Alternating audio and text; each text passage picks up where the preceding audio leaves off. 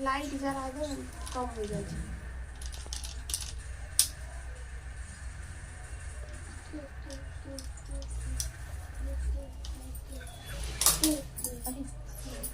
श्री दुर्गा नवरात्रि व्रत कथा। श्री दुर्गा 108 नाम चलीसा एवं आरती सहित दुर्गा माता की। एक कैसे हो सकता है? एक बंदा भी मारे। हम लकड़ी खोज ली।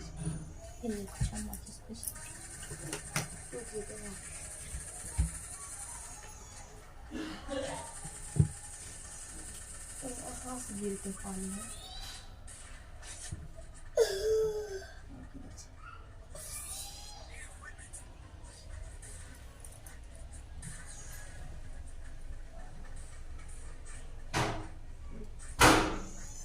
कुछ उड़ रहा है।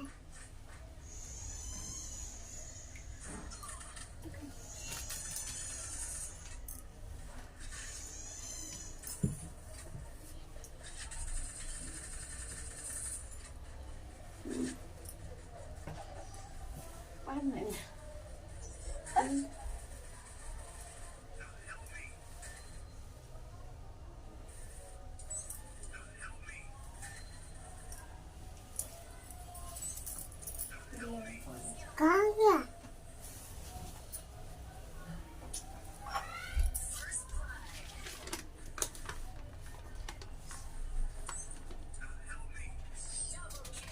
कहाँ गया? पूजन सामग्री तेज से पढ़िए। सशाश्वत विधान तो विधिक मंत्रों का संतवन करते हुए मातेश्वरी की 16 संस्कारों से पूर्ण षष्ठोच्चर आराधना करने का है, जबकि अधिकांश व्यक्ति सामान्य रूप से मातेश्वरी की पंचोच्चरी अथवा दशोच्चर पूजा करते हैं। पूर्ण पूजा आराधना करते समय हमको मुख्य रूप से निम्नलिखित वस्तुओं की आवश्यकता होती है: मातेश्वर की मूर्ति अथवा चित्र और उस मूर्ति को स्थापित करने हेतु पटरा अथवा सिंहासन और बिछान हेतु लाल कपड़ा अथवा टूल, पूजा पात्र, पानी का लोटा, अंचमनी अर्थात चम्मच, दीप पात्र, धूप पात्र, घंटी, शंख, थावी, कटोरी व अन्य बर्तन तथा कलश। पूजन सामग्री: रोरी, चंदन, स्वच्छ चावल, मोवी अर्थात कलावा, काजल, सिंदूर, बिंदी व अन्य श्रृंगार का सामान। वस्त्र: यज्ञोपवीत जौ, फूल, पुष्पमाला, दूर्वा, तुलसी दल, बेलपत्र, पंचांग, धूप, दिया, सुपारी, पान, कपूर, केसर, लौंग, इलायची, पीली सरसों, जल, गंगा जल,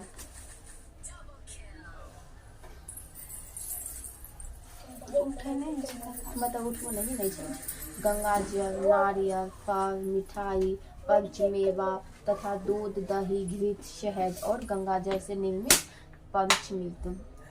हवन सामग्री व विधि: नवरात्रों में पूजा के साथ देवी के नियमित हवन करने से विशिष्ट महत्व है और सर्व कामना पूर्ण माना जाता है।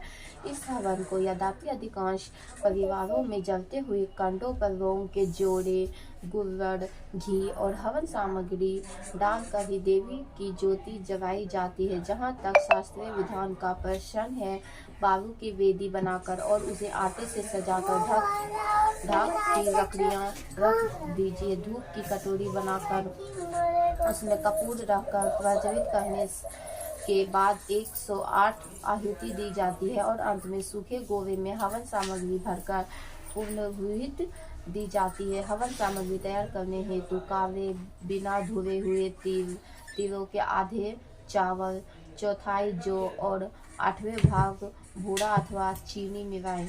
इस मिश्रण में इच्छा अनुसार अगर तगर, चंदन का बुरादा, जटा, मनसी, इजलो तथा अन्य जड़ी बूटी आदि मिला लीजिए।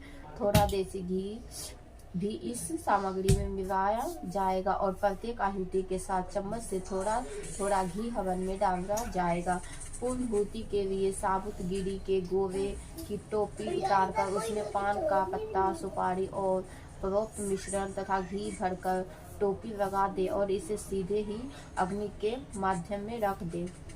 श्री दुर्गा नवरात्र व्रत कथा व्रत विधि। इस व्रत में उपवासना या फलाहार आदि का कोई विशेष नियम नहीं है। प्रातः उठकर स्नान करके मंदिर में जाकर या घर पर ही नवरात्रों में दुर्गा जी का आराध्य ध्यान करने से व्रत रखनी चाहिए, कथा पढ़नी चाहिए। कन्याओं के लिए ये व्रत विशेष फलदायक है। श्री जगदम्बा की कृपा से सब विघ्न दूर हो जाते हैं। कथा के अंत में बारंबार दुर्गा माता तेरी सदा ही जय का उच्चारण करें। नवरात्र व्रत की कथा पर बृहस्पति जी बोले, हे ब्रह्मा जी, आप अत्यंत बुद्धिमान, सर्वशास्त्र और चारों वेदों को जानने वाले में श्रेष्ठ है। प्रभु कृपा कर मेरा वचन सुने। चैत आश्विन माघ और आषाढ़ के शुक्ल पक्ष में नवरात्र व्रत का और उत्सव क्यों किया जाता है? हे भगवान, इस व्रत का फल क्या है?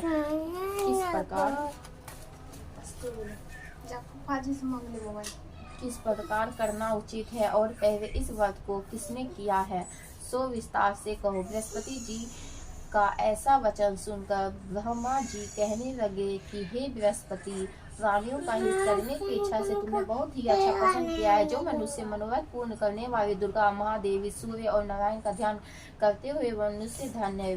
ये नवरात्र व्रत संपूर्ण कामनाओं को पूर्ण करने वाला है। इसके करने से पुत्र चाहने वाले को पुत्र, धन चाहने वाले को धन, विद्या चाहने वाले को विद्या और सुख चाहने वाले को सुख मिल सकता है। इस व्रत करने से रोगी मनुष्य का रूप दूर हो जाता है और कारागार में बंद हुआ मनुष्य बंधन से छूट जाता है। मनुष्य की समस्त विपत्ति दूर हो जाती है और उसके घर में संपूर्ण संपत्ति आकर उपस्थित हो जाती है। बंधाओं और कांक बंध्याओं को इस व्रत करने से पुत्र पैदा होती है। समस्त पापों को दूर करने वाले इस व्रत के करने से ऐसा कौन सा मनोरथ है जो सिद्ध नहीं हो सकता है? जो प्राणी इस अवध मनुष्य देह को पाकर भी नवरात्र व्रत का नहीं करता है, वे अनेक प्रकार से दुखी रहता है। यदि व्रत करने वाला मनुष्य सारे दिन उपवास न कर सके तो एक समय भोजन करे और उस दिन बधुओं सहित नवरात्र व्रत की कथा का श्रवण करे। हे बृहस्पति, जिसने पहले इस महाव्रत को किया है उसका पवित्र इतिहास मैं तुम्हें सुनाता हूँ, तुम सावधान होकर सुनो। इस प्रकार ब्रह्मा जी का वचन सुनकर बृहस्पति जी बोले, हे ब्रह्मांड, मनुष्य के कल्याण करने वाले इस व्रत को कहो। मैं सावधान होकर सुन रहा हूँ, आपकी शरण आए हुए मुझे पर कृपा करो। ब्रह्मा जी बोले, पठित मनोहर नगर में एक अनाथ नाम का एक ब्राह्मण रहता था। वे भगवती दुर्गा का भक्त था। उसके संपूर्ण साधु गुणों से युक्त मानो ब्रह्मा की सबसे पहली रचना हो। यथार्थ नाम वाली सुमति नाम की एक अत्यंत सुंदर पुत्री पैदा हुई। वे कन्या सुमति अपने पिता के घर बालकपन में अपनी सहेली के साथ क्रीड़ा करती हुई इस प्रकार बढ़ने लगी जैसे सुख पक्ष की कला बढ़ती है। उसका पिता प्रतिदिन जब दुर्गा की पूजा करता और होम किया करता था, उस समय वे भी नियम से वहां उपस्थित रहती थी। एक दिन वे सुमति अपनी सखियों के साथ खेलने लग गई और भगवती की पूजन में उपस्थित नहीं हुई। उसके पिता को पुत्री की ऐसी असावधानी देखकर क्रोध आया और पुत्री से कहने लगा कि हे दुष्ट पुत्री, आज प्रभात से तूने भगवती की पूजा नहीं की है, इस कारण मैं किसी कुष्ठी और दरिद्र मनुष्य के साथ तेरा विवाह करूंगा। इस प्रकार कुत्ती पिता का वचन सुनकर सुमति को बड़ा ही दुख हुआ और पिता से कहने लगी, हे पिताजी, मैं आपकी कन्या हूँ, मैं सब तरह से आपके अधीन हूँ, जैसा आपकी इच्छा हो मेरा विवाह कर सकते हैं, पर होगा वही जो मेरे भाग्य में लिखा है। मेरा तो इस पर पूर्ण विश्वास है। मनुष्य ना जाने कितने मनोरथ का चिंतन करता है, पर वो होता वही है जो उसके भाग्य में लिखा होता है। जो जैसा कार्य करता है उसको फल भी उसी कर्म के अनुसार मिलता है, क्योंकि कर्म करने पर मनुष्य के अधीन है पर फल देव के अधीन है। जैसे अग्नि में पड़े हुए तीर्थ उसको अधिक प्रदीप्त कर देता है, उसी प्रकार अपनी कन्या का ऐसे निर्भयता से कहे हुए वचन सुनकर उस ब्राह्मण को और अधिक क्रोध आया। तब उसने अपनी कन्या का विवाह एक कुष्ठ के साथ कर दिया और अत्यंत क्रोध होकर पुत्री से कहने लगा, जाओ जाओ, जल्दी जाओ और अपने कर्म का फल भोगो। देखे भला भाग्य के भरोसे रहकर क्या करती हो। इस प्रकार से कहे हुए पिता के कुटी वचनों को सुनकर सुमति मन में विचार करने लगी कि ओहो, मेरा बड़ा दुर्भाग्य है जिसने मुझे ऐसे पति मिला है। इस तरह अपने दुखों का विचार करती हुई वे सुमति अपने पति के साथ वन में चली गई और भाग्यवान कुश युक्त उस स्थान पर उन्होंने वहां रात बड़े कष्ट से व्यतीत की। उस गरीब बालिका की ऐसी दशा देखकर भगवती दुर्गा पुण्य के प्रभाव से प्रकट होकर सुमति से कहने लगी कि दिन ब्राह्मणी, मैं तुम पर प्रसन्न हूँ, जो तुम चाहो वे वरदान मांग सकती हो। मैं प्रसन्न होने पर मनोवांछित फल देने वाली हूँ। इस प्रकार भगवती दुर्गा की वचन सुनकर ब्राह्मणी कहने लगी कि आप कौन है जो मुझे पर प्रसन्न हुई है। ये सब मुझसे कहो और अपनी कृपा दृष्टि से मुझे दीन दासी को कीर्ति करो। ऐसा ब्राह्मणी का वचन सुनकर देवी कहने लगी कि मैं आदि शक्ति हूँ और मैं ही ब्रह्म विद्या हूँ और सरस्वती हूँ। मैं प्रसन्न होने पर प्राणियों को दुख दूर कर उनको सुख प्रदान करती हूँ। हे ब्राह्मणी, मैं तुझ पर तेरे पूर्ण जन्म के पुण्य के प्रताप से प्रसन्न हूँ। तुम्हारे पूर्व जन्म का प्रताप सुनाती हूँ, सुनो। तू पूर्व जन्म में निषाद भीव की स्त्री और अति पतिव्रता थी। एक दिन तेरे पति निषाद ने चोरी की। चोरी करने के कारण तुम दोनों को सिपाही ने पकड़ लिया और वे जाकर जेल खाने में कैद कर दिया। उन लोगों ने तुझे और तेरे पति को भोजन भी नहीं दिया। इस प्रकार नवरात्रि के दिनों में तुमने ना कुछ खाया और ना जल पिया, इसलिए 9 दिन तक नवरात्रि का व्रत हो गया। हे ब्राह्मणी, उन दिनों में जो व्रत हुआ उस व्रत के प्रभाव से मैं प्रसन्न होकर मैं तुम्हें मनोवांछित फल दे रही हूँ। तुम्हारी जो इच्छा हो मांगो। इस प्रकार दुर्गा के वचन सुनकर ब्राह्मणी बोली कि मैं आपको प्रणाम करती हूँ, कृपा कर मेरे पति के कोढ़ को दूर करे। देवी कहने लगी कि उन दिनों में जो तुमने व्रत किया उस व्रत के एक दिन का पुण्य अपने पति को कोढ़ दूर करने से अर्पण करो और मेरे प्रभाव से तेरा पति का कोढ़ रहित और सोने के समान शरीर वाला हो जाएगा। ब्रह्मा जी बोले कि इस प्रकार देवी के वचन सुनकर वे ब्राह्मणी बहुत प्रसन्न हुई और पति को निरोग करने की इच्छा से ठीक है ऐसा बोलकर उसके पति का शरीर भगवती दुर्गा की कृपा से पुष्टहीन होकर अति कांति युक्त हो गया, जिसकी कांति के समान चंद्रमा की कांति भी क्षीण हो जाती है। वही ब्राह्मणी पति की मनोहर देख को देखकर देवी को अति प्रकामवाली समझकर सुस्तुति करने लगी। हे दुर्गे, आप दुर्गति को दूर करने वाली है, तीनों जगत के संतान करने वाली है, समस्त दुखों को दूर करने वाली है, रोगी मनुष्य को निरोग करने वाली है, प्रसन्न होने पर मनोवांछित वस्तु देने वाली है और दुष्टों मनुष्य को नाश करने वाली है। तुम ही सारे जगत की माता और पिता हो। हे अम्बे, मुझे निहराद अवतार और मेरे पिता ने कुष्ठी मनुष्य के साथ विवाह कर मुझे घर से निकाल दिया। उनकी निकाली हुई मैं पृथ्वी पर घूमने लगी। अपने ही मेरा इस आपत्ति रूपी समुद्र से उद्धार किया। हे देवी, मैं आपको प्रणाम करती हूँ, मुझे दीन की रक्षा करो। ब्राह्मणी बोली कि हे बृहस्पति, इस प्रकार उस सुमति ने मन से देवी की बहुत स्तुति की और उसके द्वारा की हुई स्तुति को सुनकर सुमति पर देवी को बहुत संतोष हुआ और ब्राह्मणी से कहने लगी, हे ब्राह्मणी, तेरे उद्धार का नाम अति बुद्धिमान, कीर्तिमान और ज्योतिषमान पुत्र शीघ्र ही होगा। ऐसा कहकर वे देवी उस ब्राह्मणी से फिर कहने लगी कि हे ब्राह्मणी, और जो कुछ तेरी इच्छा हो वही मनोवांछित वस्तु मांग सकती हो। ऐसा भगवती दुर्गा का वचन सुनकर सुमति बोली कि हे दुर्गे, अगर आप मुझ पर प्रसन्न है तो कृपा कर मुझे नवरात्रि व्रत की विधि बतलाए। हे दयामती, जिसे दुर्गा माता तेरी सदा विजय, जिस विधि से नवरात्र व्रत करने से आप प्रसन्न होती हैं उस विधि तथा उसके फल को मुझे विस्तार पूर्वक कहें। इस प्रकार ब्राह्मणी के कहे हुए वचन सुनकर माँ दुर्गा कहने लगी कि हे ब्राह्मणी, मैं संपूर्ण पापों को दूर करने वाली नवरात्रि व्रत की विधि बतलाती हूँ, जिसको करने से समस्त पाप से छुटकारा, मोक्ष की प्राप्ति होती है। आश्विन मास में शुक्ल पक्ष की प्रादिप्त से लेकर 9 दिन तक विधि पूर्वक व्रत करे। यदि दिन भर का व्रत ना हो सके तो एक समय भोजन करे। पौधे लिखे ब्राह्मण से पूछकर घाट करे। यदि घाट स्थापना करे और वाटिका बनाकर उसको प्रतिदिन जल से सींचे। महाकाली, महालक्ष्मी और महासरस्वती की मूर्ति बनाकर उसको नित्य विधि सहित पूजा करे और पुष्प से विधि पूर्वक अर्घ्य दे। बेजोरों की फूल द्वारा अर्घ्य देने से रूप की प्राप्ति होती है और जायफल की कीर्ति और दाख से कार्य की सिद्धि होती है। आवरे से सुख और केवे से भूषण की प्राप्ति होती है। इस प्रकार फलों से अर्घ्य देकर यथाविधि हवन करे। खंड, घी, गेहूं, शहद, जौ, तिल, नारियल, दाख और कतम्ब से हवन करे। गेहूं से होम करने से लक्ष्मी की प्राप्ति होती है। खीर तथा चंपा के पुष्प से धन और पत्तों से तेज एवं सुख की प्राप्ति होती है। आंवले से कीर्ति करे और केवे से पुत्र होवे।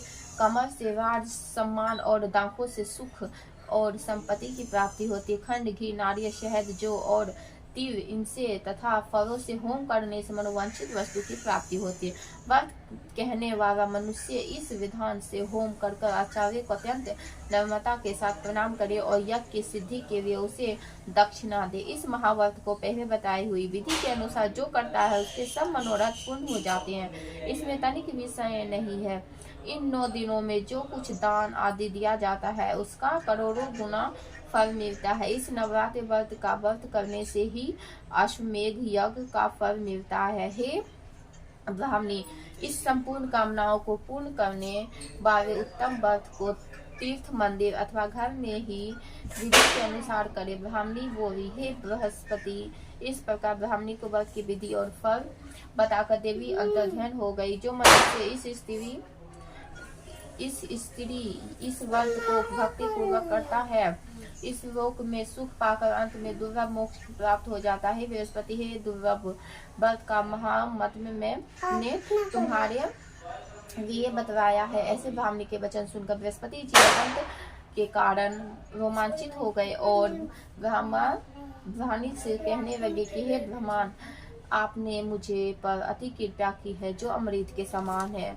इस नवरात्रि व्रत का महाकाव्य सुनाए। हे प्रभु, आपके बिना और कौन इस महात्माया को सुना सकता है। ऐसे बृहस्पति जी के वचन सुनकर ब्रह्मा जी बोले, हे बृहस्पति जी, तुमने सब प्राणियों को हित करने वाले स्वाभाविक व्रत को पूछा, इसलिए तुम धन्य हो। यह भगवती शक्ति संपूर्ण लोगों की पालन करने वाली महादेवी के प्रभाव को कौन जान सकता है। श्री दुर्गा जी की तेरी सदा ही जय। श्री दुर्गा अष्टमी व्रत कथा विधि।